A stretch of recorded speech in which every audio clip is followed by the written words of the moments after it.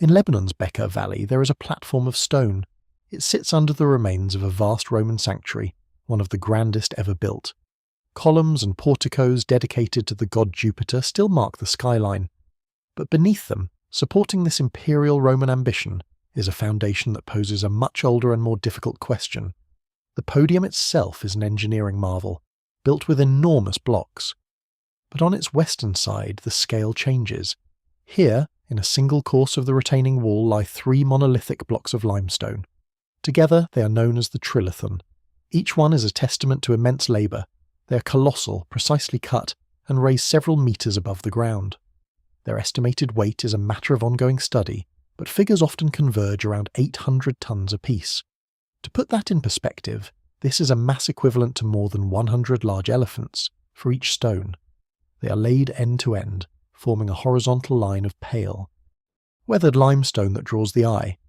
The seams between them are fine, a quiet declaration of skill across a scale that feels almost geological. This is the first piece of evidence we will examine.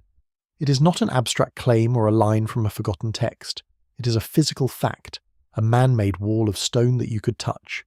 And it presents a direct practical problem. The difficulty is not just in the lifting. It begins earlier, at a quarry located about a kilometre away. There, other megaliths lie unfinished, testaments to the same project. One, famously known as the Stone of the Pregnant Woman, is even larger than the blocks used in the trilithon. This tells us the builders were not fortunate discoverers of 3 convenient stones. They were quarrying and shaping these masses of limestone deliberately, with an extreme goal in mind.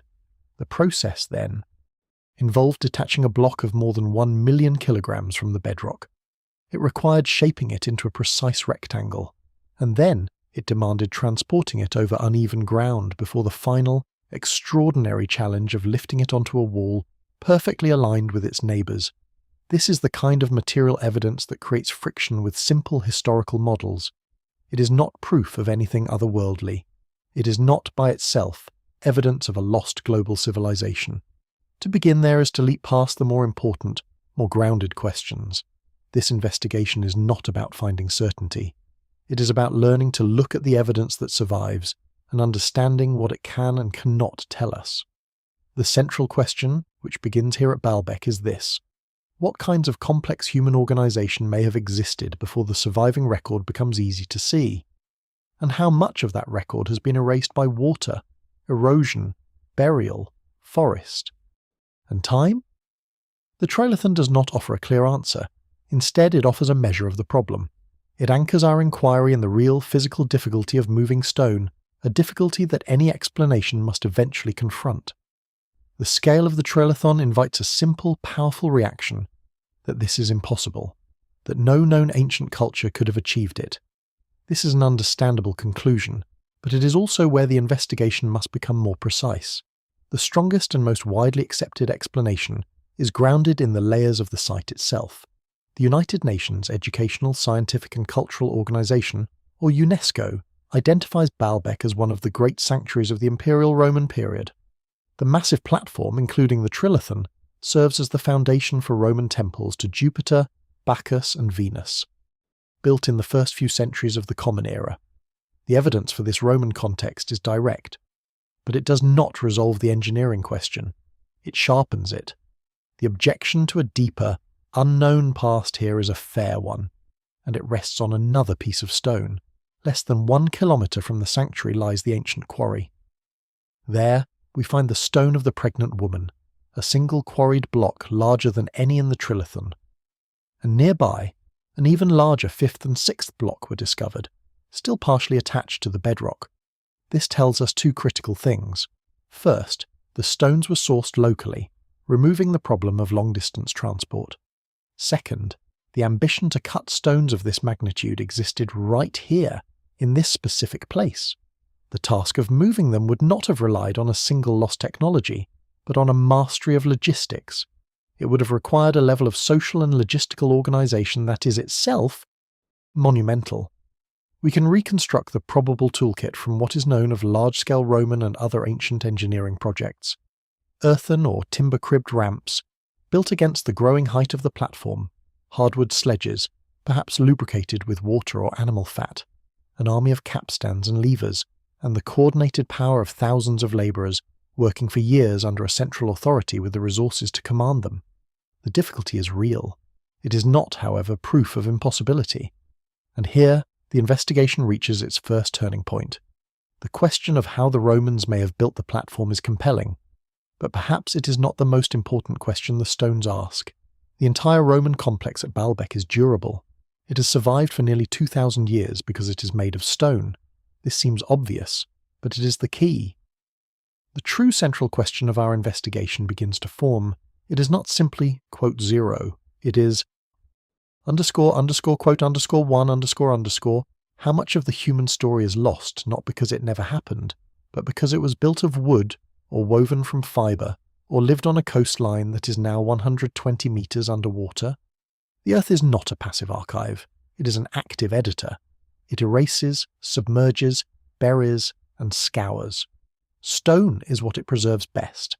And so, we must ask, are we looking at a complete record, or are we looking only at what the Earth permitted us to find? This feeling of a visible layer of history resting on something older and less understood is not confined to monumental sites. It often begins with a detail much closer to home. It brings a question to mind. Is there a place you know personally, in your own local landscape, that holds a sense of unevaluated age? A stone wall, an oddly shaped hill, a path that seems to follow a logic no longer present? If a specific location comes to mind, I would be interested to learn of it.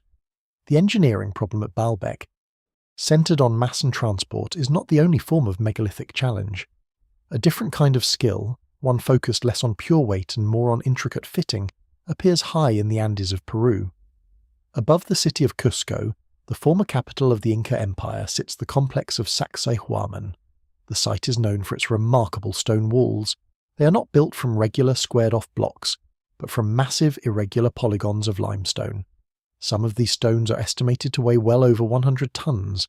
They are fitted together without any mortar, their joints so precise that in many places a thin blade cannot be inserted between them.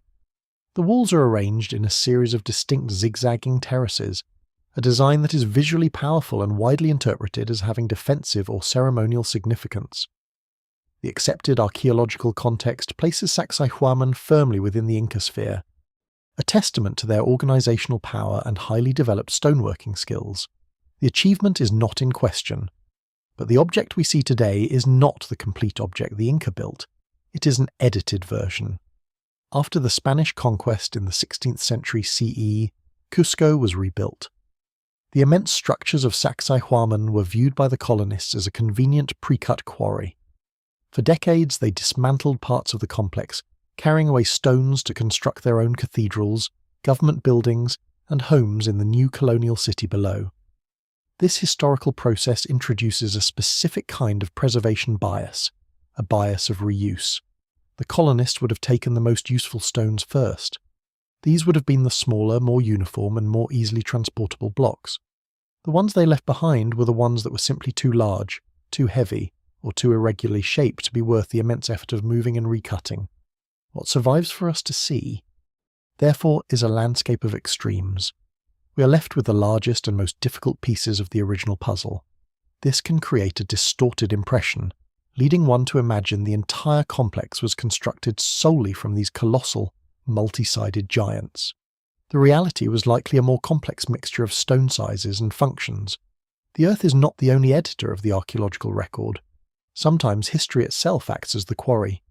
What remains is not a pristine message from the past, but a testament to what later people could not easily carry away. This process, this selective removal, is a crucial layer of context when we try to understand the true scale and methods of ancient builders. The walls at Sacsayhuaman are a record of what survives when smaller, more convenient stones are carried away. We see the largest and most difficult pieces left in place.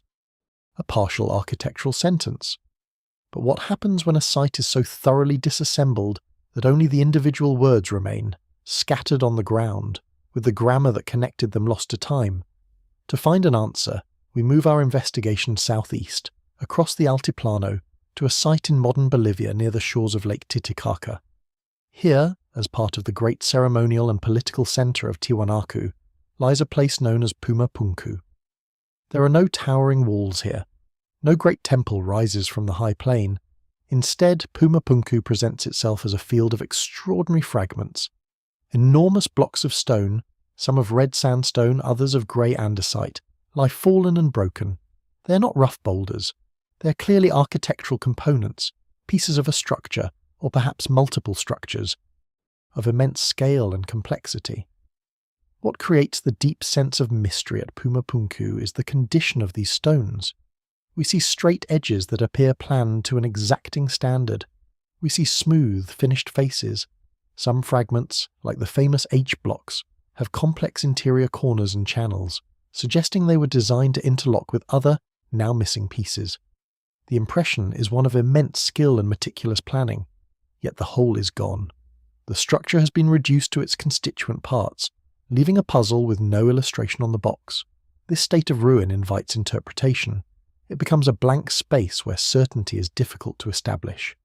The United Nations Educational, Scientific and Cultural Organization, or UNESCO, which lists Tiwanaku as a World Heritage Site, has even noted concerns about past restoration efforts at Pumapunku, a reminder that what we see today is a complex layer of original work, long decay, and later interventions. The original form is not simply waiting to be seen, it must be reconstructed from broken clues, and it is here, standing among these scattered, precisely shaped stones, that a larger question begins to form. When we observe this level of stoneworking in the Bolivian highlands, and recall the mortarless polygonal walls high above Cusco, a pattern seems to suggest itself. It feels like an echo, a similar dedication to shaping hard stone, a similar investment of labour and skill. The styles are different, the cultures are distinct, but the underlying ambition feels related. What kind of pattern is this? Is it the signature of a shared, lost tradition? Or does the human mind, faced with similar materials and similar challenges, simply arrive at similar solutions again and again, across thousands of miles and thousands of years? The question, then, is not whether these patterns exist. We see them. At Sacsayhuaman, we see polygonal stones fitted with a skill that feels unique. At Pumapunku, we see fragments of interlocking design that suggest a systematic approach. The question is what these similarities mean. When we see a comparable technique or form in different parts of the world, separated by oceans or millennia, what should a careful investigator think? There is a principle of cautious interpretation that must be considered before any claim of a single, lost source. It's a concept borrowed from biology, but it applies just as well to human culture. It is the idea of convergent design. In nature, convergence is when different, unrelated species evolve similar traits because they are adapting to similar environments or solving similar problems. The wing of a bat and the wing of an insect are both for flight. They are functionally similar, but they do not share a recent winged ancestor. They are separate solutions to the same physical challenge. Human cultures also face a set of universal challenges. Gravity is a constant. Stone has predictable properties. It is heavy. It cracks under certain stresses, and it endures. The need to create a stable structure, a shelter, or a monument to the dead appears in nearly every society. Given these shared problems, it is not only possible, but probable, that different peoples would arrive at similar solutions independently. Consider the dolmen, a simple structure made of 2 or more upright stones supporting a large flat capstone. These megalithic tombs are found from Korea to Ireland to India. Did a single global culture teach the entire world how to build them? Or is this one of the most fundamental architectural solutions for creating a durable, sacred space using large stones? A shelter of permanence. It is a logical, powerful idea that could be discovered and rediscovered many times. Likewise, fitting stones without mortar is an excellent strategy in regions prone to earthquakes. The tight joints allow for some movement without collapse. This may be less a matter of a lost global blueprint, and more a brilliant adaptation to local geology. A similar shape is a clue, not a conclusion. It invites a deeper question. Does the similarity come from a shared teacher or from a shared problem? To argue for a shared teacher, one needs more than a pattern. One needs a plausible route of transmission, a chronology that matches, and a toolkit that makes sense. This principle doesn't dismiss the skill of the builders. In fact, it honours them as intelligent problem solvers, rather than mere inheritors of a forgotten technology. But this tool for sorting the evidence we have, for separating convergence from contact, does not resolve a much deeper issue. It helps us interpret the archive that has survived. It does nothing to address the parts of the archive that have been completely erased. Some evidence may not be misinterpreted. It may simply be missing, lost not to a conspiracy of silence, but to the slow, relentless editing of the earth itself. The most vulnerable parts of the human story were written on the edge of the sea, and the sea is an archive that does not hold its records forever. The patterns we find in stone are a challenge to our sense of scale. The patterns we fail to find are a challenge to our sense of history. But the most profound filter on the past is not misinterpretation. It is simple erasure. The greatest eraser is water. For most of the last 100,000 years, the Earth was significantly colder than it is today. Vast quantities of the planet's water were locked up in immense ice sheets, some several kilometers thick, covering large portions of North America and Eurasia. Because so much water was frozen on land, the world's oceans were much lower. Then, as the last glacial period ended, the climate warmed. The ice sheets began to melt. And over thousands of years, that meltwater flowed into the sea. The process was not small, and it was not local. It was a global transformation. On average, sea levels rose by more than 120 meters. This was not just a line on a map moving inland. It was the drowning of entire worlds. The flat coastal plains where rivers met the sea, often the richest environments for human life, for fishing, hunting and travel, were slowly, relentlessly submerged. What we call the continental shelf was, for long periods of human history, dry land. It was a landscape of hills, valleys and forests. The most studied of these lost landscapes lies beneath the North Sea. Today, it is a cold, shallow sea separating Great Britain from the European mainland. But until about 8,200 years ago, much of it was a wide, low-lying plain. Geologists call it Doggerland. It was not a mythical city. It was a real place. Core samples and seismic surveys reveal a Mesolithic world of river systems, lakes and estuaries. A marshy, wooded heartland connecting what are now separate countries. It was a landscape perfectly suited to the hunter-gatherer communities of the time, and the archaeological record, what little has been dredged from the seafloor, confirms they were there. Flints, animal bones, and even a fragment of a human skull have been recovered by fishing trawlers. The drowning of Doggerland was not a single, sudden event. It was a long retreat, a slow-motion flood that lasted for millennia, turning plains into islands and finally into seabed. This single, well-documented process redefines what the archaeological record is. It is not a complete library with a few missing pages. It is a library that had its entire coastal section submerged. The archives of humanity are profoundly biased towards the interior, towards higher ground, towards stone that could survive where coastlines could not. The Earth did not just edit the story of the past, it washed entire chapters away. And for a long time that lost world seemed beyond reach, a vast and theoretical absence, a place of informed speculation. But what happens when modern instruments scanning the seafloor find something that is not just a random flint or bone? What happens when they find a structure? For a long time, the story of these drowned lands was a story of absence, a known loss, but one with few physical markers. But in 2021, while using a multi-beam sonar system to map the floor of the Baltic Sea, a research team found something that did not belong. In Mecklenburg Bight, about 10 kilometers offshore, they detected a structure. It was a line of stones running across the seafloor at a depth of about 21 meters. This was not a random scatter. It was an organized, intentional construction. The structure is now called the Blinker Wall. It is about 970 meters long. It is composed of more than 1,500 stones, most of them small enough to be carried by a few people. These smaller stones form a low wall, connecting a series of much larger, heavier boulders, many of which were likely too massive to move, and were incorporated into the design as natural anchors. This is the evidence. A nearly kilometre-long wall of stone on the seafloor. The interpretation, published by the researchers who discovered it, is just as grounded. They argue that the Blinker Wall is a piece of Stone Age hunting architecture. The wall was built on dry land, or in a shallow marsh, more than 10,000 years ago. before the post-glacial sea level rise submerged this entire landscape. Its function, according to this widely accepted reading, was to guide the movement of animal herds, specifically reindeer. By creating a barrier on one side and using the shoreline of an ancient lake on the other, Mesolithic hunter-gatherers could funnel the animals into a bottleneck, a place where they could be more easily hunted. The Blinker Wall does not prove the existence of a lost city or a global maritime empire. It proves something more immediate and perhaps more important for our investigation.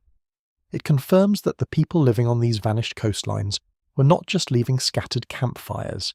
They were capable of large-scale, coordinated landscape engineering. They understood animal behaviour, and they worked together to build structures on a scale that would endure for millennia, waiting silently in the cold water. It is a piece of the world of Doggerland made solid, a single clear data point in the drowned archive. A hunting structure is not a city. But it proves the principle. People built things on land that is now sea, and the Baltic is not the only place this is happening. The evidence is not isolated. We move south to the Atlantic coast of France. Off the tip of Brittany, near a small island called Ile de Seine, marine survey has revealed another set of submerged stone structures. The research here is more recent, the interpretation still developing. But the physical objects are there, resting on the seafloor. They include a large granite wall and other linear constructions. The current assessment places them in a period of transition between about 5800 and 5300 BCE, when the sea was still claiming the last of the low coastal plains. The exact purpose of these structures is not yet settled. They could be fish weirs, an ancient and effective technology for trapping fish with the tides. They might be early forms of coastal protection, or boundaries. Whatever their specific function, their existence tells the same fundamental story as the Blinker Wall. People were living and working on these coastlines. They were organised enough to build with stone to engineer their environment at a meaningful scale, and then the water rose, and their world was edited out of the terrestrial record. This is where the investigation shifts from objects to a process. The process is one of profound bias. For every Göbekli Tepe we find on a high, dry hilltop, how many coastal gathering places, how many shoreline villages or ceremonial sites were simply washed away or covered over? The archaeological record we can easily access, the one on stable, inland ground, may not be a representative sample of the ancient world. It may be only the surviving fraction. It is the history of the lucky, the elevated, the geologically fortunate. The shoreline has always been one of humanity's most vital landscapes, a place of food, of travel, of trade, of departures and arrivals. It is also one of archaeology's most unstable archives. The constant movement of water, the erosion, the shifting sands, and the slow, relentless rise of the sea level over millennia, these forces act as a constant filter. They decide what we get to see. And so we are left with a question that is both practical and immense. How much of the story of humanity's expansion, innovation, and organisation took place on ground that no longer exists? The water hides one part of the record, but on other continents, the deep past is hidden in plain sight. The shorelines we have examined are archives of loss. They show us how a familiar landscape can become an alien environment, taking the evidence of life with it. But not all lost landscapes are beneath the waves. Some are simply buried by time, hidden in plain sight. In North America, one of the most profound discoveries of recent years was not a stone wall, but a footprint. The evidence is located in the white gypsum dunes of what is now White Sands National Park in New Mexico. Here, preserved in the sediments of a long-vanished lake bed, researchers found a series of tracks. They are not the marks of tools, nor the foundations of a building. They are the distinct, unmistakable impressions of human feet. The discovery is significant, but its full weight comes from the layers in which the footprints were found. Multiple dating studies, using seeds from aquatic plants preserved just above and below the tracks, have been conducted. The current body of research places these human movements between about 21,000 and 23,000 years ago. While all early dating evidence rightly invites careful scientific discussion, subsequent work has added independent lines of evidence that strengthen this timeline. Let's be clear about what this evidence is and what it is not. A footprint is not a monument. It is not evidence of a city or a complex society. It is evidence of something far more direct and perhaps more resonant. It is the record of presence, a person or a group of people walking through a landscape that no longer exists alongside the tracks of the Pleistocene megafauna that shared their world. This single trace contrasts powerfully with the colossal stones we examined earlier. A megalith is an act of intention, a statement designed to endure. A footprint is the opposite. It is an accidental record of a single moment, preserved only by the perfect, improbable chemistry of mud and time. It tells us that the story of people in the Americas is not a recent one. The ground itself is an older archive than many simplified models once allowed. The timeline is deeper, and the search for evidence must be prepared to look for the delicate and the ephemeral, not just the massive and the permanent. The dry, shifting gypsum of New Mexico preserved one kind of trace. A footprint is a record of pressure, a moment captured in mud that later turned to stone. But sometimes it is the opposite of dryness that becomes the archive. Water, which we associate with erosion and decay, can, under very specific conditions, seal the past away from the world. This brings our investigation from the high desert to a place that could not be more different. We move to northern Florida, to the Orcilla River. Here the riverbed is punctuated by deep sinkholes, geological features known as karst windows. For most of history, these were just dark pools in the river, their depths hidden. But for archaeologists, they represent a difficult and promising frontier. Working in these submerged environments is nothing like a conventional dig. It requires specialized teams of divers, working in low visibility, carefully mapping and excavating layers of sediment that have settled over millennia. Every artifact must be located, documented, and recovered from beneath the dark water. In one of these sinkholes, known as the Page-Ladson site, such a team found something that helped recalibrate the timeline of human presence in the Americas. Buried in sediment more than 8 meters below the current river bottom, they found stone tools. More importantly, they found these tools in direct association with the remains of a mastodon, an extinct relative of the elephant. One of the mastodon tusks bore cut marks, clear evidence of butchering by human hands. The layers containing these finds were dated. The result places human activity at this one spot in Florida at about 14,550 calendar years before present. Like the footprints at White Sands, this evidence is a direct challenge to a once prevailing simpler model for the peopling of the Americas. For a long time, the oldest widespread and well-documented culture was known as Clovis, and evidence for it appeared much later than the Page-Ladson date. Finding clear, datable proof of human activity before the Clovis period, what is called a pre-Clovis site, is profoundly significant. But for our central question, the site means something more. It is a lesson in preservation. On dry land, over 14,000 years, a mastodon skeleton would have weathered away. Wooden tools would have rotted. The evidence of a single hunting or butchering event would have vanished. But here, in the low-oxygen environment of a deep, sediment-filled sinkhole, the earth did not erase the record. The water and mud sealed it. They became a perfect, if accidental, museum case, preserving a scene from the late Pleistocene for a future that could have never been imagined. Page-Ladson demonstrates that the historical archive is not uniform. Some pages are written in stone, some in mud, and some are preserved only because they fell into dark water and were forgotten. These ephemeral traces of presence, a footprint, a tool mark on a tusk, are often all that remains of entire millennia of human life in a given place. They are not monuments, but they are anchors. They confirm that people were here, adapting to a world very different from our own, long before the monumental building traditions that are easier to see. Human presence is one thing. Large-scale coordinated landscape engineering is another. In the landscape of northeastern Louisiana, on a low ridge overlooking the floodplain of the Mississippi River, there is a place that challenges simple timelines. It is called Poverty Point. From the ground, the scale is difficult to grasp, but from above, a deliberate and massive design becomes clear. The core of the site consists of 6 semi-elliptical earthen ridges, arranged in concentric half-rings. These ridges are not small. They are separated by shallow swales, and if the curves were completed into full circles, the outermost one would stretch for nearly 3/4 of a mile. Within and around this central construction stand several earthen mounds, including 5 large mounds and a central, flattened plaza covering about 37 acres. The entire complex was built by hand. Each ridge was formed by people carrying basket loads of earth, again and again, piling them up to create the sweeping curves of the landscape. According to the United States National Park Service, this construction took place between about 1700 and 1100 BCE. But the most critical fact about Poverty Point, the detail that rearranges our understanding of the deep past, is who built it. The creators of this monumental landscape were not farmers. They were a society of hunter-fisher-gatherers. This is a direct physical challenge to older, simpler models of human history.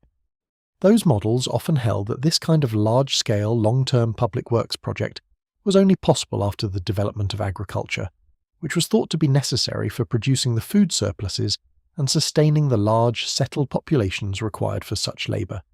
Poverty Point demonstrates something else entirely. It shows that a society subsisting on the rich local environment of fish, game, and wild plants could achieve the social cohesion, the planning, and the generational commitment to build on a monumental scale. It is a testament to a form of complexity that does not fit neatly into the old categories. For this reason, UNESCO, the United Nations Educational, Scientific and Cultural Organization, has designated the monumental earthworks of Poverty Point as a World Heritage Site, recognizing its unique importance in the story of human organization. The place itself is the evidence. It proves that there were other paths to creating large, enduring monuments on the American landscape. The physical form of Poverty Point is an achievement of labor and geometry. The process that created it is an achievement of social imagination. A structure of this scale, built from hundreds of thousands of cubic meters of earth, was not the work of a single lifetime. It was a multi-generational project. The ridges and mounds imply a shared plan, a persistent idea held in common by a community for centuries. This was a society without pack animals, without wheeled carts, and according to most evidence, without large-scale agriculture to produce a storable surplus. So what fueled this monumental work, and what held it together? The answer, in part, lies scattered in the soil of the site. Archaeologists have found materials that do not belong in the lower Mississippi Valley. Stones like steatite and soapstone carved into vessels were brought from the southern Appalachian Mountains more than 600 miles away. Copper artifacts trace back to the Great Lakes region, over 1,000 miles to the north. Heavy iron ores, hematite and magnetite used for polished weighted plummets, were carried from the Ozark Mountains. Galena, a lead ore, travelled downriver from the upper Mississippi. This is not the signature of an isolated community. It is the hub of a network that spanned a vast portion of the continent.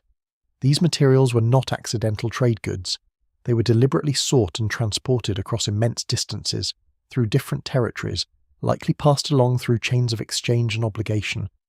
The existence of this network suggests that Poverty Point was not just a place to live, but a place to come to. It may have been a centre for pilgrimage, a place of ceremony, a great nexus of trade and ideas that drew people from hundreds of miles in every direction. The organisation required to sustain this is profound. It suggests a society capable of mobilising labour not through the command of a king or the coercion of a state, but through shared belief. The construction was likely seasonal, with groups gathering to contribute their work, to trade, to participate in ceremonies, before dispersing again to hunt, fish, and gather across the region's rich floodplains. The work itself, the rhythmic digging and carrying of baskets of earth, may have been a central part of the ritual. Poverty Point forces us to adjust our models of the past. It demonstrates that monumental construction, long-distance trade, and complex social organisation were not exclusive to agricultural states. Here, on the American continent thousands of years ago, a different path was taken. A society of hunter-fisher-gatherers created one of the largest and most intricate earthwork landscapes in the ancient world. They did it with a commitment sustained across generations, connected to a continental network of exchange, and animated by a purpose we can now only glimpse in the geometry of the earth they shaped. This is not a prelude to someone else's history, it is a testament to its own. The social organisation that built Poverty Point was remarkable. It managed a multi-generational project and connected a vast trade network without the structure of a state or large-scale agriculture as we typically define it. More than 2,000 years later, and hundreds of miles to the north, a different kind of centre emerged along the Mississippi River. This was not a gathering place for dispersed hunter-gatherers, it was a city. Near the site of modern St. Louis, Illinois, a major pre-Columbian urban and ceremonial center grew. We call it Cahokia. At its peak, it was the largest and most influential settlement of the Mississippian culture, a complex society of farmers who built monumental earthworks across the American Midwest and Southeast. The heart of Cahokia is an object of enormous scale. Today it is known as Monk's Mound. It is not a natural hill. It is the largest prehistoric earthen structure in the New World, built in stages by people carrying basket after basket of soil. The final platform mound covers about 6 hectares at its base, and rises in 4 terraces to a height of about 30 metres. Atop this massive platform, the city's leaders likely lived and conducted ceremonies from a large wooden building, looking out over their domain. But Monk's Mound was not an isolated monument. It was the centre of a planned landscape. Around it stood more than 100 other mounds of various shapes and functions, conical mounds, ridge-top burial mounds, and other flat-topped platform mounds for elite residences or public buildings. A grand plaza, levelled and planned, stretched out from the base of the great mound. Beyond the ceremonial core, a sprawling settlement housed thousands of people. For a time, between about 1000 and 1200 CE, Cahokia was a dominant power in North America. It demonstrates, with quiet authority, that the American landscape before European contact was not an empty space, but a place of cities, politics, and power. A mound of this size is not just an object, it is the anchor of a city. The society that raised Monk's Mound was not a small transient band. It was the heart of the most complex urban centre in North America north of Mexico. At its peak, around the year 1050 CE, Cahokia was a sprawling city with a population that researchers estimate was between 10,000 and 20,000 people, a population comparable to or greater than contemporary London. This was a planned city. The Great Mound stood at the northern end of a grand plaza, an enormous, levelled public space covering nearly 50 acres. This plaza was the stage for public rituals, games, and political gatherings. Surrounding it were dozens of smaller mounds and a dense landscape of houses, workshops, and fields. The city was a place of social layers. Evidence from burials and residential areas suggests a clear hierarchy, with an elite class of rulers and priests who likely lived atop the mounds, separated from the general populace. Specialised craftspeople produced intricate pottery, shell jewellery, and precise stonework.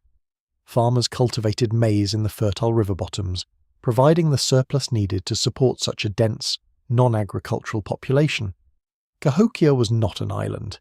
It was the centre of the Mississippian world, a cultural and political hub whose influence radiated for hundreds of miles. Its ideas, art styles, and religious beliefs travelled along the river highways of the continent, shaping the lives of communities far from the city itself. This was a place of power, a centre of gravity that pulled in goods and people from across the landscape. And yet, by the year 1350 CE, it was largely empty. The city's decline was not a sudden event.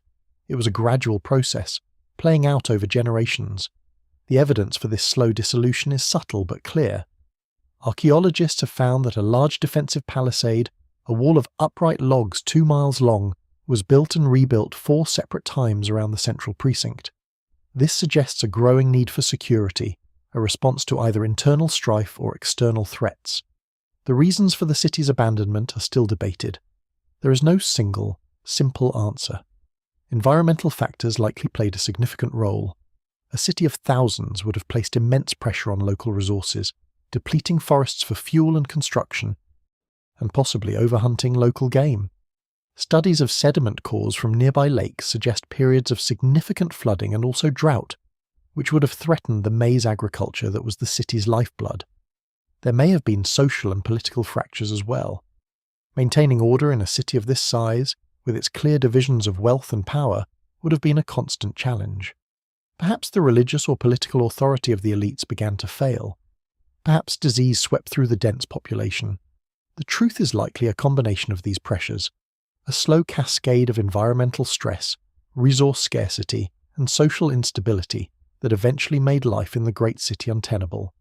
People began to leave, not in a single exodus, but in a steady dispersal, returning to smaller, more resilient communities. The story of Cahokia is a powerful lesson in the cycles of complexity. A city can rise, organize the labor of thousands, reshape the very earth, and dominate a continent, and then it can fade. Long before Europeans arrived on the continent, this great American urban experiment had run its course. The plazas grew quiet, the thatched roof houses decayed, and the forest slowly returned, covering the mounds, softening their edges, until a city became a series of green hills on a floodplain. The earth did not need to rise up and swallow Cahokia. Its own internal dynamics, coupled with the pressures of its environment, were enough to turn a centre of the world back into a quiet landscape, leaving a profound and monumental silence. While one great centre faded in the wet floodplains of the Mississippi, another form of order was being written in stone under a different sky. If Cahokia was a city of the fertile river bottom, sustained by the great river, another kind of centre grew in the high desert of what is now New Mexico. The environment here is different. It is a landscape of wide sky, sandstone canyons, and scarce water, and it was here, from about the middle of the 9th century to the early 13th century CE, that the Chaco culture became a major centre for ancestral Puebloan peoples. The anchor of this world is a series of monumental structures known today as great houses. These are not simple dwellings. They're vast multi-story buildings, some containing hundreds of rooms, constructed with a distinctive stone masonry.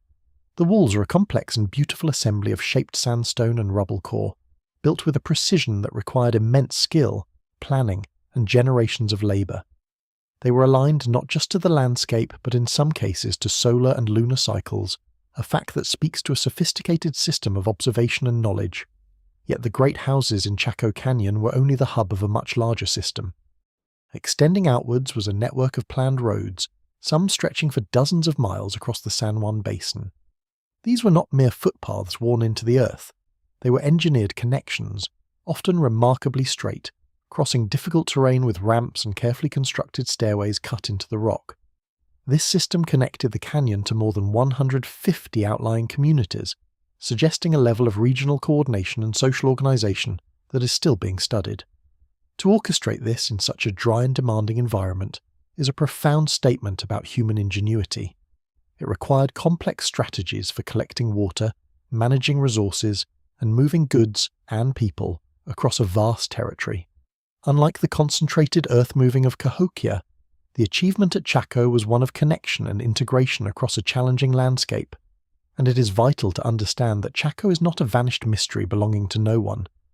For many living indigenous peoples, including the Pueblo communities of New Mexico and Arizona, these are ancestral places. They are not simply archaeological sites for abstract analysis. They are part of a living history, a cultural landscape that remains sacred and deeply important. The stones and roads are threads in a story that has not ended. The great earthworks of North America show us what can survive in the open or under a thin layer of soil. The drowned landscapes of the Baltic show us what is lost to the sea. But there is a third kind of archive, one that is not so much buried or drowned as it is concealed, hidden beneath a living blanket of leaves. For decades, vast portions of the tropics, especially in Central and South America, were archaeological unknowns. From the air, they appeared as an unbroken expanse of forest canopy. On the ground, visibility might be only a few meters. A researcher could walk directly over an ancient road or the remains of a platform mound without ever recognizing its shape. The forest, like the ocean, was an editor of the record, hiding the scale of human activity beneath its roots and shade. The tool that allows us to see through this blanket is called LiDAR. It is an acronym for light detection and ranging. The process is elegant in its core principle. An instrument, typically mounted on an aircraft, sends down hundreds of thousands of laser pulses every second toward the ground. Each pulse travels down, strikes a surface, and reflects back to a sensor. The system measures, with extreme precision, the time it takes for each pulse to make that round trip. Some pulses hit the highest leaves of the canopy, others penetrate deeper, striking branches and undergrowth. But crucially, in any forest, there are gaps. A fraction of those laser pulses will travel all the way through the vegetation and strike the true ground surface before returning. A computer collects this torrent of data, billions of individual measurement points, and this is where the archaeological landscape is revealed. By digitally filtering out every return that bounced from a leaf or a branch, researchers can effectively erase the forest. What remains is a stark, precise three-dimensional model of the bare earth. This is a fundamental shift in what we mean by archaeological visibility. A low ridge, perhaps less than a metre high, and completely obscured by roots on the ground, becomes a clear, continuous line on the digital map. A faint depression, invisible to the human eye, resolves into the distinct outline of a plaza or a canal. It is not an image in the traditional sense. It is a point-by-point measurement of topography, a map of a world that was always there, but simply could not be seen. With this new way of seeing, entire landscapes that were thought to be sparsely inhabited, or even untouched wilderness, began to resolve into patterns of forgotten complexity. And when this tool was flown over a part of the Amazon, in the Upano Valley of eastern Ecuador, the forest canopy virtually disappeared. What the resulting data showed was not a collection of small scattered villages. It was something else entirely. For decades, a common assumption held that the Amazon rainforest was a pristine wilderness, an environment too difficult to support large centralized populations before European contact. But the LiDAR data, published in the journal Science in early 2024, challenged that model directly. The digital survey, covering about 300 square kilometers, revealed a dense and continuous landscape of human construction. It showed thousands of rectangular earthen platforms, some grouped into clusters around central plazas. These platforms were not random. They were connected by an extensive network of straight, wide roads and pathways, some running for 10 to 20 kilometers. The entire valley floor appears to have been modified, drained, terraced, and managed. Archaeologists, led by researcher Stephen Rostain, had worked in the area for years, finding evidence on the ground. But the scale was impossible to grasp from within the trees. The LiDAR provided the blueprint of the entire system at once. The occupation of this vast complex is estimated to have begun about 2,500 years ago, with its peak development between about 500 BCE and 600 CE. This was not a city in the stone and mortar sense of ancient Rome or Teotihuacan. Researchers describe it as a form of low-density urbanism, or more specifically, garden urbanism. The homes and public spaces were integrated with the agricultural systems that supported them, a network of fields and gardens connected by a web of roads. This is not the discovery of a single lost city. It is the identification of an entire regional system of settlement, a particular way of living in and shaping the Amazonian landscape over centuries. The forest had not erased this history. It had simply hidden its shape. What was once seen as an impediment to civilization was, for the people of the Upano Valley, a landscape to be engineered, managed and inhabited on a scale that we are only now beginning to recognize. The Amazon was not the only place where the forest was hiding a secret of scale. We now move north, into the Maya heartland of Guatemala. For generations, the archaeological map of this region was drawn around major, known centers like Tikal, islands of stone pyramids and plazas in what appeared to be an ocean of dense, unpopulated jungle. The forest itself seemed to be the defining feature of the landscape, a natural environment that the ancient Maya simply occupied. This picture was a function of visibility. It was what could be seen from the ground or through small clearings. But what if the forest was not the landscape, but merely a curtain drawn across it? Using the same LiDAR technology, the same process of sending millions of laser pulses down from an aircraft, researchers mapped the ground beneath the canopy. In 2018, a major survey of more than 2,000 square kilometers of the Petén region of Guatemala was published. The data that came back was not an adjustment to the old map. It was an entirely new one.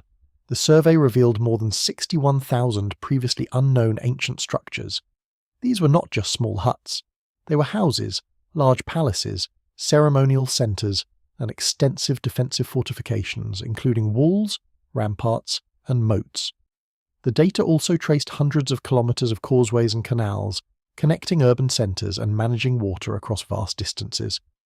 What had been perceived as isolated cities were revealed to be parts of a sprawling, interconnected network of settlements, large and small. This discovery fundamentally changed the understanding of ancient Maya society.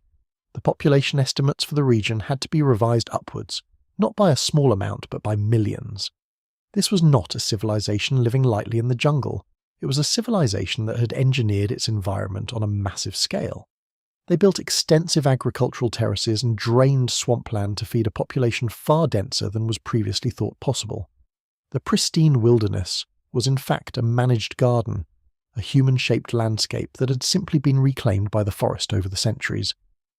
The LiDAR data shows us that the forest was not an obstacle the Maya overcame, but a resource they profoundly altered. The scale of this alteration was almost impossible to grasp from the ground. It required a tool that could see the shape of the Earth itself. LiDAR provided that tool. It showed us what was hidden in plain sight, on a scale almost too large to comprehend. But some evidence of the past is not hidden by its size, but by its fragility. It survives not as an entire landscape, but as a single, improbable object, rescued by chance from the deep. Human organization can be written in the earth. We have seen its signature in the layout of cities, the curve of mounds, and the engineered causeways hidden by the forest canopy. But sometimes, its most concentrated expression survives not as a landscape, but as a single object, an object that, for more than half a century, looked like little more than a lump of rock. The story begins in the year 1900. A group of Greek sponge divers, blown off course by a storm, took shelter near the small island of Antikythera. While waiting for the weather to clear, they decided to dive, and one of them returned to the surface speaking of horses, statues, and corpses on the seafloor. What they had found was an ancient shipwreck, a Roman-era cargo vessel that had sunk sometime in the 1st century BCE. An excavation was mounted, the first major underwater archaeological expedition in history. They recovered bronze and marble statues, glassware, pottery, and jewellery. And among these treasures they recovered something else, a single calcified mass about the size of a large book, which was taken to the National Archaeological Museum in Athens and largely set aside. It was misshapen, corroded, and seemingly unremarkable. A piece of the past, yes, but one that appeared to have lost all its form and meaning to the sea. For years it was just one more artefact in storage, a curiosity. But in 1902 an archaeologist noticed that the lump had broken apart, revealing something that did not belong. Faint, precise circles, lines, and what looked impossibly like the teeth of a gear wheel, frozen in a matrix of green corrosion. It was not a stone, it was not a broken piece of a statue, it was a mechanism, a complex intellectual artifact pulled from a world we thought we understood. What was hidden inside that corroded bronze? For decades, the true nature of the Antikythera mechanism was a persistent, quiet question. The fragments were too delicate to be taken apart physically without ensuring their destruction. The answer, when it came, arrived not through a chisel or a pick, but through light. The investigation shifted from the object itself to the process of seeing inside it. Beginning in the 1970s and accelerating dramatically with 21st century technology, researchers applied increasingly powerful forms of non-destructive imaging. First, X-rays, and later, advanced techniques like X-ray computed tomography, the same CT scanning technology used in medicine, allowed scientists to digitally slice through the layers of corrosion. They could peel back the centuries without ever touching the fragile bronze. What they found was astonishing. Concealed within the lump were at least 30 distinct hand-cut bronze gears. Some were simple, but others were highly complex, part of epicyclic or differential gear systems. These were not crude components. They were precisely engineered parts of an intricate machine, a clockwork of the cosmos. The scans revealed a system of interlocking teeth designed to transmit motion and calculate complex ratios with remarkable accuracy. It was a machine that required a deep understanding of both mechanics and astronomy to design and build. But the gears were only the first part of the revelation. The high-resolution scans also began to pick up faint characters, tiny letters inscribed on the surfaces of the gears and the device's casing. These were Greek letters, some only 1.5 millimeters high. As teams of specialists painstakingly deciphered this text, a new layer of understanding emerged. This was not just a machine. It was a machine that came with an owner's manual. The inscriptions described what the user was seeing. They explained the movements of the dials, the cycles being tracked, the astronomical phenomena being predicted. It was an instruction guide, integrated into the very fabric of the device. This detail is profound. It suggests the mechanism was not a secret, one-of-a-kind object built by a lone genius. It was part of a tradition of knowledge, something meant to be used, demonstrated, and understood by others. From this combination of mechanical structure and written instructions, a clear picture of its function emerged. The Antikythera mechanism was a sophisticated, portable, geared astronomical calculator. By turning a hand crank, a user could set the device to a specific date and see the state of the cosmos as understood by the ancient Greeks. A front dial showed the position of the Sun and the Moon against the zodiac. It also likely displayed the positions of the 5 planets known in antiquity: Mercury, Venus, Mars, Jupiter, and Saturn. The back dials were even more complex. They tracked calendars, including the Metonic and Saros cycles, which are crucial for predicting eclipses of both the Sun and the Moon. It could tell its user not only when an eclipse might occur, but potentially what it would look like. It even included a dial for timing the cycle of the ancient Pan-Hellenic Games, including the Olympiad. It was an encyclopedia of time, wedding the civil, the sacred, and the celestial into a single, unified model. The level of sophistication is difficult to overstate. Later analysis revealed that the mechanism's designer even accounted for the variable speed of the Moon's orbit using a clever pin-and-slot device that mimicked the effects of an elliptical path. This is not a simple star chart. It is a physical, mechanical model of the prevailing theory of the universe, executed with a level of engineering skill that many believed was not possible in the 2nd century BCE. It is a piece of Hellenistic science, firmly placed in its time, and yet it forces a critical question. If this level of technical knowledge existed, where are the other devices? Why is this the only one? The existence of the Antikythera mechanism, a product of 2nd century BCE Greek science, presents a difficult question. If this level of mechanical sophistication was possible, then why is this the only example we have? For more than 1,000 years after, nothing of comparable complexity is known to have been made. The question itself reveals a fundamental principle for this entire investigation. The archaeological record is not a complete library of the past. It is a collection of what happened to survive. This is often called survival bias. The things we find are not always the most common or the most important. They are simply the things that were lucky. The mechanism was made of bronze. To an ancient society, bronze was a strategic material. It was used for tools, weapons, armor, and statues. When an object was no longer needed, it was not thrown away. It was almost always melted down and recast into something new. The metal was too valuable to be wasted. A complex astronomical calculator, once broken or obsolete, would have become raw material for a shield, or a helmet, or a set of coins. The Antikythera device survived for one reason. It was lost in a catastrophe. A shipwreck took it out of the human world of recycling and sealed it on the seabed. It was an accident. And this accidental preservation is a powerful lesson. It suggests that our picture of the ancient world is skewed toward what was durable and disposable, and against what was delicate and valuable. We have spent much of our time examining massive stone structures. Stone is heavy. It is difficult to move. It has limited use as a recycled material. A great stone platform or a temple wall is an exercise in permanence. It is designed to resist time. A bronze machine is the opposite. It is an instrument of precision, made from a material that was never meant to be permanent. Its value ensured its eventual destruction.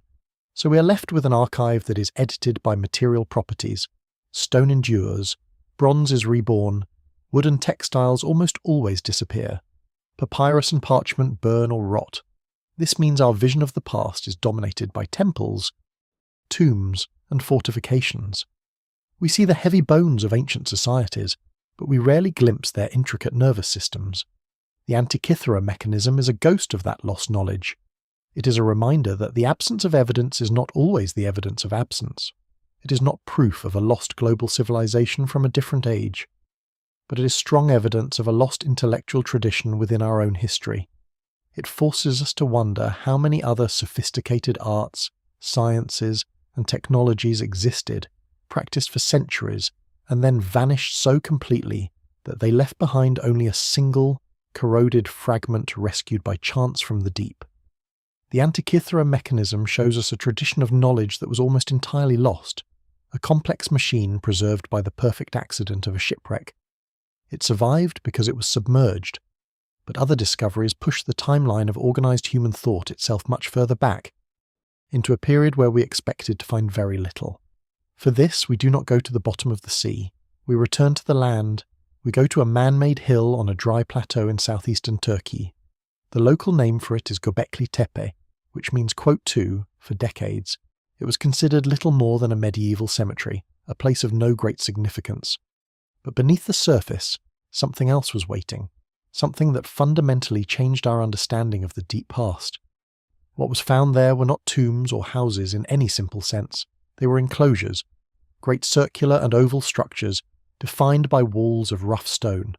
And standing within these enclosures and forming their very structure were pillars. They are monolithic, carved from the limestone of the surrounding hills, and they have a distinct, unsettling form. They are T-shaped. Two parts, a long vertical shaft and a shorter horizontal crosspiece. Many are several meters tall and weigh many tons. They are not simply abstract shapes. The T-shape is widely interpreted by researchers as a stylized human form, a body and a head, seen in profile. They have arms carved in low relief along their sides, with hands and fingers meeting at the front. But they have no faces. These silent, stylized figures are arranged in circles. They face inward, toward two larger pillars that stand in the center of each enclosure, and their surfaces are covered in art. Not simple scratches, but detailed, skillfully executed reliefs of the animal world. There are foxes, snarling. There are boars and wild cattle. There are cranes, snakes, and scorpions. One of the most common motifs is the vulture, its wings often outstretched. It is an entire ecosystem carved in stone, a catalogue of powerful and often dangerous creatures. The work required quarrying these massive blocks, transporting them, shaping them with flint tools and lifting them into place. It was a monumental undertaking, demanding planning, coordination, and a shared, powerful purpose. And it was all buried, deliberately, thousands of years ago. The people who built it also covered it over with earth, creating the hill we see today. The question is not just what it is who built it, and most importantly, when. The pillars are remarkable. But the question that changed archaeology was, when were they carved? The accepted dating for Göbekli Tepe, based on materials from the oldest excavated layers, places its construction between about 9600 and 8200 BCE. This is the period known as the pre-pottery Neolithic. The name itself defines the limits of what was thought possible. It was a time before the widespread use of fired clay pottery.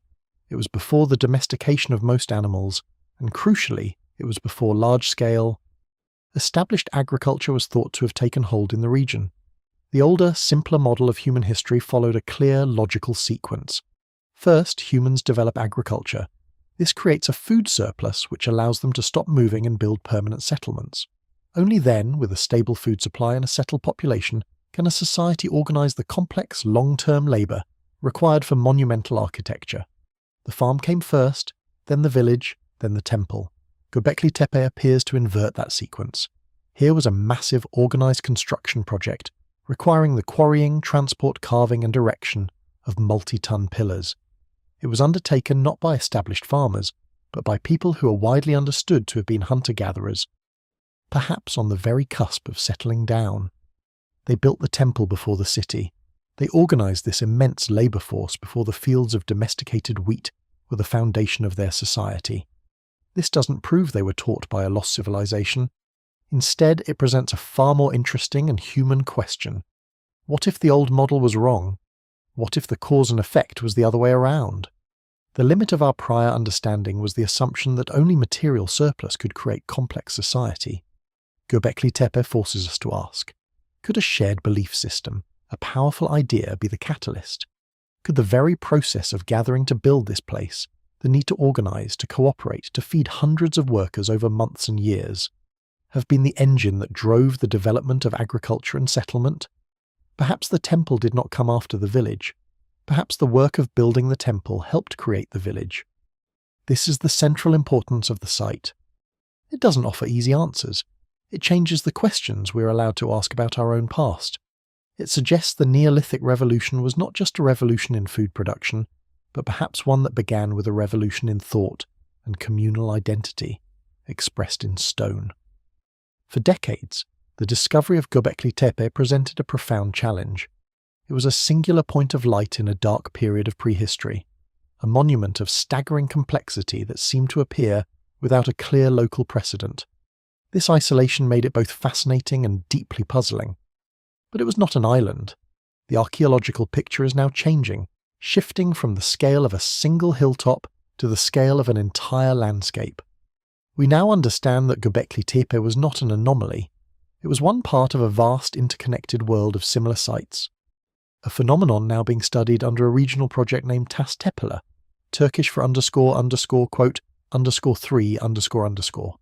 This project has begun to map a network of at least a dozen other monumental sites from the same period, scattered across the Sanliurfa province of modern-day Turkey. These are not mere copies of Göbekli Tepe. One of the most prominent, Karahan Tepe, has its own distinct character. Here, the pillars are sometimes more explicitly human, with carved faces and figures. Some enclosures feature a forest of phallic pillars, while others have chambers with sculptures carved directly from the living bedrock.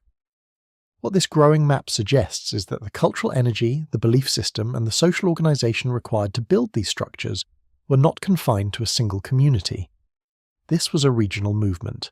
It was a shared world of ideas, expressed in stone, across many different hilltops. Over thousands of years, the question is no longer just about one site. It is about an entire landscape of people transitioning into a new way of life and using these monumental gathering places as the stage for that transformation. The mystery has not shrunk, it has expanded. And this expansion forces us to look even closer at the symbols these people carved into the pillars. Within this landscape of accepted archaeology, a landscape defined by organised labour and emerging belief systems, there is one stone that has attracted a very different kind of claim. It is not larger or more prominent than the others, but it has become the centre of a profound debate. We are in one of the main enclosures at Göbekli Tepe, looking at a specific monolith known as Pillar 43. It is sometimes called the Vulture Stone.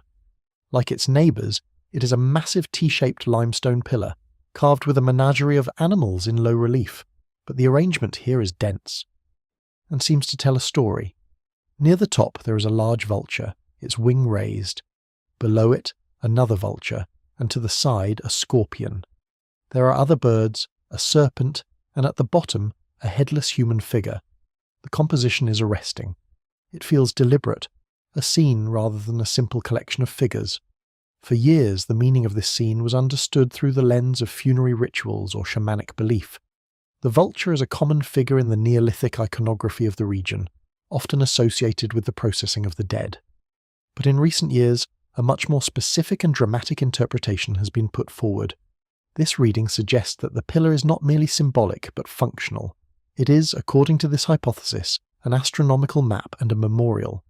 To understand this claim, we must first leave the site and travel back to a specific moment in the Earth's climate history. The end of the last ice age was not a smooth, steady warming. It was punctuated by abrupt, violent swings in temperature. The most famous of these is a period known as the Younger Dryas. It began roughly 12,900 years ago. After centuries of warming and ice melt, the climate suddenly plunged back into near-glacial conditions. For over 1,000 years, until about 11,700 years ago, the northern hemisphere was gripped by a severe and sudden cold. Ice sheets re-advanced, forests died back, and animal populations that had adapted to the warming world were thrown into chaos. For the human hunter-gatherer groups living through this period, the change would have been catastrophic. The cause of the Younger Dryas is still a subject of intense scientific debate, but one controversial hypothesis proposes that it was triggered by a cosmic event, the impact of fragments from a disintegrating comet. Now we return to Pillar 43.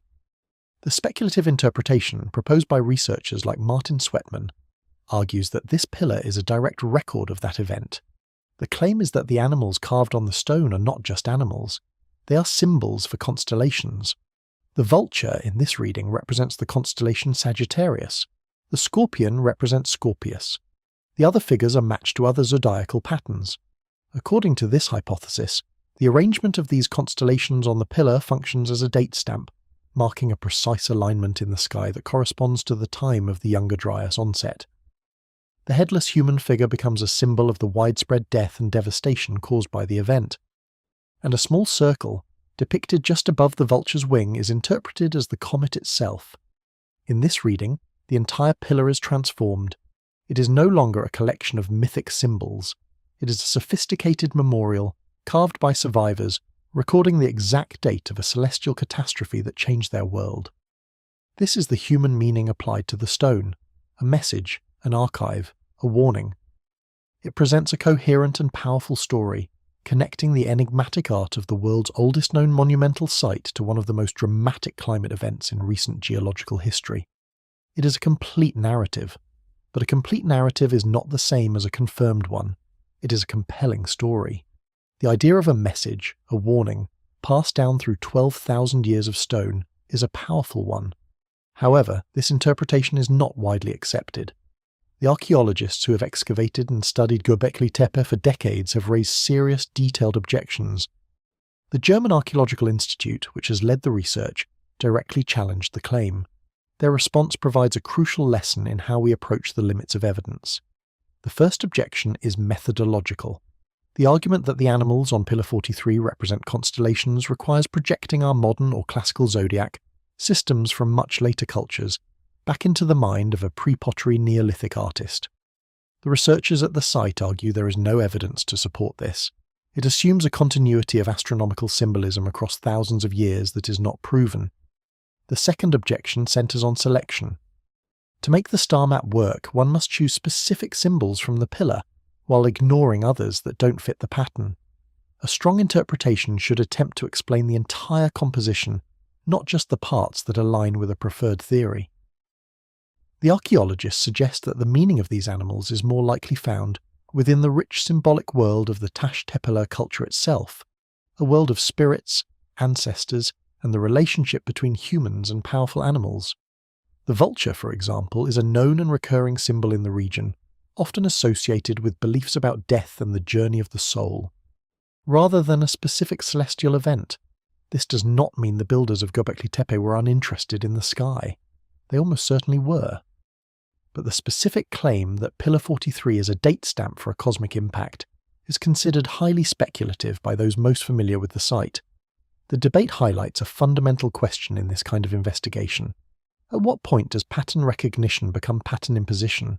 How do we read the symbols of a lost world without accidentally turning them into a mirror of our own stories and fears? The desire to find a warning from the past is deeply human. It connects us to these ancient people, suggesting we share the same anxieties about the fragility of the world. But that desire does not by itself make the interpretation true. The stone remains. It is undeniably ancient and profoundly meaningful. But its exact message remains locked in a language we have not yet learned to speak with certainty. If a message carved in stone is this difficult to read, what about structures built not for abstract symbolism, but for the raw, practical need to survive? The desire to endure a dangerous world is not always recorded in symbols, debated across millennia. Sometimes, that desire is carved directly into the bedrock. It is a physical strategy for survival, not a message. To find it, we travel to the Cappadocia region of central Turkey. Here, the landscape itself is extraordinary. Ages of erosion have sculpted soft volcanic rock, a material known as tuff, into a forest of cones and pillars. But the most extensive architecture in this region is not what rises from the ground. It is what descends into it. Beneath the surface lies a network of subterranean complexes, some of which could shelter many thousands of people. One of the largest and deepest is Derinkuyu. This is not a natural cave system that was simply inhabited. It is a feat of subtractive engineering, an entire community space created by removing stone, level by level, deep into the earth. The design is comprehensive. Vertical shafts, some descending more than 50 meters, served as ventilation ducts and wells, providing fresh air and water to the lowest levels. Passageways connect living quarters, storage rooms, stables for animals, and communal spaces like chapels and wineries. At critical junctions, the builders carved recesses for immense circular stone doors. These massive discs, weighing hundreds of kilograms, could be rolled into place to seal off entire sections of the complex from any threat on the surface. This is a starkly practical form of monumentality. It is survival architecture, a system designed not for ceremony or display, but for refuge. The sheer scale and complexity of Derinkuyu demonstrate immense forethought and communal labour, but they also point to a profound and persistent need for safety. The question is, safety from what? The existence of Derinkuyu raises an immediate and powerful question. Why would any community invest generations of labour to carve a world beneath the world? The sheer scale of the undertaking invites dramatic explanations. Some have proposed that these complexes are survival bunkers, built by the survivors of a prehistoric catastrophe, perhaps as a refuge from the aftermath of the Younger Dryas event. This interpretation frames Derinkuyu as a monument to a remembered apocalypse, a place to hide from a hostile sky or a poisoned world. But does the evidence from the structure itself, and from the long history of Cappadocia, require such an explanation? When we examine the design of these underground spaces and the turbulent history of the region they occupy, a more direct and historically grounded purpose emerges. Cappadocia was for centuries a frontier, a borderland crossed by armies and raiding parties. The landscape, while offering soft rock for excavation, provided little natural cover for defence. For the communities living there, security was not a given, it had to be engineered. The architecture of Derinkuyu is a masterclass in defence against human attackers. The narrow passages would force invaders to move in single file. The massive circular stone doors, weighing up to 500 kilograms, could be rolled into place from the inside, sealing off corridors. They could not be moved easily from the outside. Ventilation shafts, some descending over 50 metres, provided air but were too narrow for an intruder. The complex was a defensive labyrinth, designed not to survive a single cataclysmic event, but to withstand repeated, predictable threats from other people. The historical record supports this reading. While the exact date of the earliest excavations is still debated, these underground complexes were extensively used and expanded during the Byzantine era, particularly from the 7th to the 11th centuries CE. This period saw prolonged and intense conflict, including the Arab-Byzantine Wars, where raids were a constant feature of life on the Anatolian plateau. In this context, Derinkuyu and its neighbours are not monuments to a forgotten cataclysm. They are practical, ingenious solutions to a long-term security problem. They are evidence of a society organising its labour and resources to protect itself, its food, its livestock, and its cultural life from predictable historical dangers. The immense effort is explained not by a single cosmic event, but by centuries of human conflict. This moves the site from the realm of speculative prehistory into the more tangible world of human resilience. The need to survive was reason enough for this monumental work of subtractive engineering. Having grounded this form of survival architecture in a specific historical landscape, we can now turn to the most expansive question of all. Our entire investigation has focused on the traces left by human beings. But what if we were to ask about a civilization that existed long before humans walked the earth? What kind of evidence would we even look for? So far, our entire investigation has been about human beings. We have examined stone, earth, and bone. We have traced timelines that stretch back thousands, even tens of thousands of years. But every piece of evidence, from the walls of Derinkuyu to the footprints at White Sands, belongs to the story of our own species. What if we ask a different question, a much larger one? What if we are not the first? This is not a question for archaeology. The tools of excavation and survey are designed for the timescales of human settlement, not for the immensity of planetary history. To ask about a possible civilization millions of years before our own is to leave the field of human history entirely. It becomes a question for geology. In 2018, 2 scientists published a formal thought experiment to address this very problem. The paper was written by Gavin Schmidt, a climate scientist, and Adam Frank, an astrophysicist. They called it the Silurian hypothesis. It is critical to state what this is and what it is not. The Silurian hypothesis is not a claim that a pre-human civilization existed. It does not present any evidence for one. Instead, it asks a methodological question. If an industrial civilization had existed on Earth 60 million years ago, what traces would it have left behind, and would we be able to detect them today? The name itself is a reference to a classic science fiction story involving an intelligent reptilian species from the Silurian period, more than 400 million years ago. But the scientific premise is serious. The Earth's surface is not a static archive. It is a dynamic system of creation and destruction. Over millions of years, the processes of plate tectonics, subduction, erosion, and glaciation constantly recycle the planetary crust. A city of steel and concrete, or even of massive stone, would not survive this process. It would be ground to dust, buried under kilometers of sediment, or melted into magma as one continental plate slides beneath another. The archaeological record as we know it is exceptionally young in geological terms. A monument that is 10,000 years old feels ancient to us. But 60 million years? That is the amount of time that separates us from the Paleocene epoch, shortly after the extinction of the non-avian dinosaurs. The chance of any surface structure surviving from that time is effectively zero. So, Schmidt and Frank reasoned, the search for such a civilization cannot be a search for artifacts. It must be a search for indirect traces, geological and chemical signatures left in the sedimentary layers of the planet.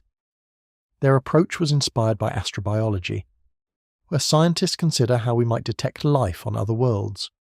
We would not look for alien cities through our telescopes. We would look for the chemical effects of their industry on their planet's atmosphere. The Silurian hypothesis simply applies this same logic to our own planet's deep past. Evidence for a deep-time industrial civilization would not be a building. It would be a chemical anomaly in a rock core. It might be a sudden, brief spike in carbon isotope ratios, suggesting the large-scale burning of fossil fuels. It could be traces of unusual synthetic molecules, the geological remnants of plastics or industrial pollutants. It could even be evidence of widespread soil erosion from agriculture, or unusual nitrogen levels from fertilizers. The trace of such a civilization would not be an object, but a disturbance in the Earth's natural cycles, preserved as a thin, anomalous layer in the rock record. The hypothesis, then, reframes the entire question. It moves it from the realm of romantic speculation into one of testable, geochemical inquiry. It does not give us an answer. It gives us a method. It tells us that if we are serious about looking for such a thing, we must put down the archaeologist's trowel and pick up the geologist's mass spectrometer. The question is not, where are the ruins? The question is, what would a 60-million-year-old industrial echo sound like in the chemistry of the Earth itself? So, if not ruins, what would the signature of a deep-time industrial civilization actually be? The Silurian hypothesis proposes that we stop looking for objects and start looking for processes recorded as thin layers in the Earth's strata. The evidence would be geochemical. Instead of a buried city, we would look for a buried event, a disturbance. Consider our own era, which some geologists propose calling the Anthropocene. What signals are we currently laying down for a geologist hundreds of millions of years in the future? Gavin Schmidt and Adam Frank suggest we would leave several distinct traces. One of the most significant would be in the planet's carbon cycle. Burning fossil fuels releases vast quantities of carbon that is isotopically light. It has less of the heavier carbon-13 isotope. This change in the carbon ratio gets recorded in sediments. A future investigator might see a sharp, sudden spike, a carbon isotope excursion, in a layer of ancient rock, signalling a massive rapid release of buried organic carbon. Another signal could be found in nitrogen. The industrial-scale production of fertilizers, a hallmark of our global agriculture, fixes huge amounts of nitrogen from the atmosphere. Runoff carries this into rivers and oceans, which can trigger large-scale blooms of algae. When this algae dies and decomposes, it can deplete the oxygen in the water, creating anoxic events. These oxygen-starved zones on the seafloor produce distinct dark-coloured sedimentary layers, which can be preserved for geological time. Then there are the materials unique to industrial activity. Synthetic polymers, plastics, are now found in sediments worldwide. While a plastic bottle would not survive millions of years, its constituent molecules might. The paper suggests looking for unusual concentrations of molecular fossils that don't seem to have a natural origin. The same applies to other persistent synthetic chemicals, or even unusual concentrations of metals from mining and smelting. Each of these signals alone could be ambiguous. A carbon isotope anomaly could be caused by massive volcanic activity. An anoxic event could be a natural cycle. But the thought experiment suggests that the signature of an industrial civilization would be a cluster of these anomalies all happening in the same thin slice of geological time. A sudden carbon spike, alongside a nitrogen cycle disturbance, alongside strange chemical traces, alongside a spike in sediment runoff from deforestation. perhaps even coupled with a minor extinction event in the fossil record. It is the correlation of multiple, independent lines of evidence that would signal something unusual, something that looks less like geology and more like organized activity. This is the central lesson of the hypothesis. After millions of years of burial, erosion, and tectonic recycling, a city becomes a chemical layer. Its buildings, its machines, its inhabitants, all are ground down into a thin sheet of anomalous sediment. It is critical to state this plainly. No such correlated, multi-signal event has been found in the geological record. The paper is not a discovery. It is a field guide for what discovery might look like, and a powerful statement on the limits of preservation. It teaches us that to ask the question of a civilization before humans is to leave archaeology behind, and to enter the much older and much more abstract world of geology. The thought experiment of the Silurian hypothesis teaches us a final crucial lesson. The kind of evidence that survives depends on the timescale. Over tens of millions of years, history is not written in stone but in chemistry. It becomes geology. Let us return, then, to the human scale and to the central question of our investigation.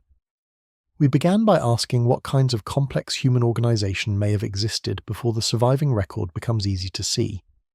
But in our journey through that record, we have uncovered a second, more fundamental question. How is the archaeological record itself assembled? Who or what is the editor? The answer is that the Earth is not a passive library. It is an active editor, with a clear and powerful set of biases. It does not preserve history fairly. Stone speaks the loudest. It promises permanence. At Baalbek, we see the record of colossal effort. At Göbekli Tepe, we see the record of a belief system so powerful it could summon a community to carve a hillside before they had pottery. Stone is the story of ambition, of ritual, of a desire to create a fact that would outlast generations. But it is a biased narrator. It tells the story of the monumental, while the story of the ordinary house made of wood or earth is carried away by the wind and rain. The archive of stone overrepresents the grand project and underrepresents daily life. Water is a more ruthless editor. It erases entire chapters. In the drowned plains of Doggerland, or along the Baltic coast where the blinker wall now rests on the seafloor, we see the mechanism of this erasure. For every ancient camp we find inland, another may lie beneath the waves, its story sealed or scoured away by post-glacial sea level rise. The shoreline, humanity's oldest and most vital home, is also archaeology's most unstable archive. This is not a conspiracy of hidden evidence. It is a physical process that has profoundly shaped what we are able to know. Then there is the preservation of the accidental, the quiet gift of mud and waterlogged earth. This editor works differently. It does not save monuments, it saves moments. At White Sands, the saturated ground held the impression of a human foot for more than 20,000 years. It is not a story of power, but the simple, direct trace of a body moving through a vanished landscape. This is the preservation of the ephemeral. It is a quiet signal, easily missed, but it provides a kind of contact that a towering stone wall cannot. And finally, there is the forest, a living veil that does not always destroy, but merely hides. For centuries, the scale of ancient life in the Amazon or the Maya lowlands was profoundly underestimated, edited not by destruction, but by obscurity. The forest canopy made a planned landscape of roads, canals, and platforms appear as a random scattering of hills, until a new way of seeing, a tool like LiDAR, could finally pierce the leaves.